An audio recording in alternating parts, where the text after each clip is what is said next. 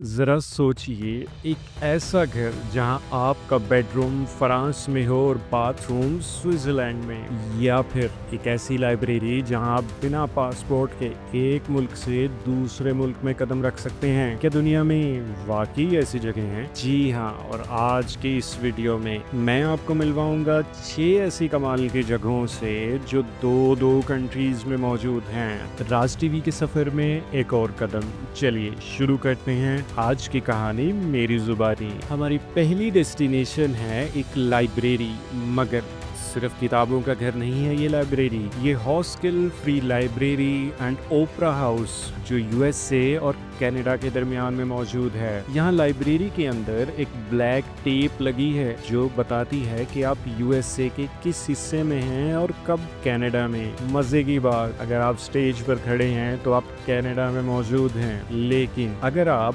Seat पर बैठे ओपरा देख रहे हैं तो आप अमेरिका में मौजूद हैं। कुछ लोग तो सिर्फ इस जगह बॉर्डर बिना वीज़ा के क्रॉस करने के लिए आते हैं, लेकिन लीगली सिर्फ इस बिल्डिंग के अंदर ही अलाउड है। दोस्तों, वक्त के साथ साथ ये जगह दो दोस्तों, मिसेस हॉस्किल जो कैनेडियन हैं और मिस्टर हॉस्किल जो अमेरिकन हैं, इनके सपनों की मिसाल बन गई, जिन्होंने ये बिल्डिंग जानबूझकर बॉर्डर के ऊपर बनाई थी। अब चलते हैं यूरोप के दिल में, एक होटल जो दो मुल्कों के ऊपर बना हुआ है, होटल एरबस। इस होटल का एक कमरा फ्रांस में है और दूसरा स्विट्जरलैंड में। सीढ़ियों का 7वां स्टेप ऑफिशियली बॉर्डर क्रॉस करता है। जब आप सोते हैं तो फ्रांस में होते हैं, लेकिन अगर रात को बाथरूम जाएं तो स्विट्जरलैंड पहुंच जाते हैं। सबसे इंटरेस्टिंग बात, वर्ल्ड वॉर 2 के दौरान भी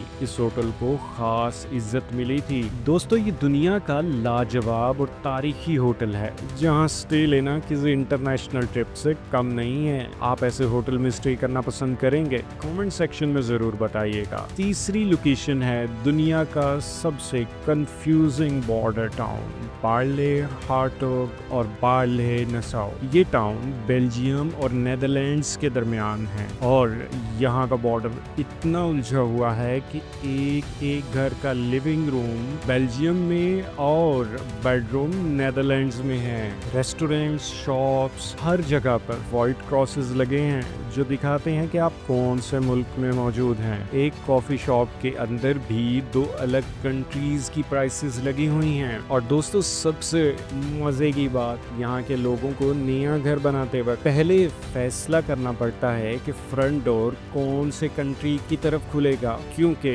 वही उनकी नेशनलिटी को डिसाइड करता है। चलिए अब चलते हैं नॉर्थ अमेरिका। कैनवसा स्ट्रीट पर एक ऐसी गली जो 2 मुल्कों को डिवाइड करती है। इस गली की एक साइड के घर यूएसए में और दूसरी साइड के घर कनाडा में हैं। और जब लोग मॉर्निंग वॉक के लिए निकलते हैं तो एक कदम यूएसए में होता है और दूसरा कदम कनाडा में। मगर यहाँ सिक्योरिटी बहुत टाइट है, कैमरास और सेंसर लगे हुए हैं क्योंकि ये टेक्निकल बॉर्डर है। यहाँ के लोग कहते हैं कभी कभी दोस्तों के घर जाना सिर्फ 10 मीटर दूर होता है, मगर पहले 2 बॉर्डर चेक पॉइंट्स क्रॉस करनी पड़ती हैं। दोस्तों, क्या आपने कभी सोचा है कि लंच टेबल पर बैठकर आप 2 कंट्रीज में बैठ सकते हैं? सिबेटिक आइलैंड पर एक ऐसा घर जहाँ का किचन मलेशिया में है और लिविंग रूम इंडोनेशिया में। जी हाँ, ये घर एक फैमिली का है जो दोनों कंट्रीज का कल्चर एक साथ जीती है। मलेशिया में कुकिंग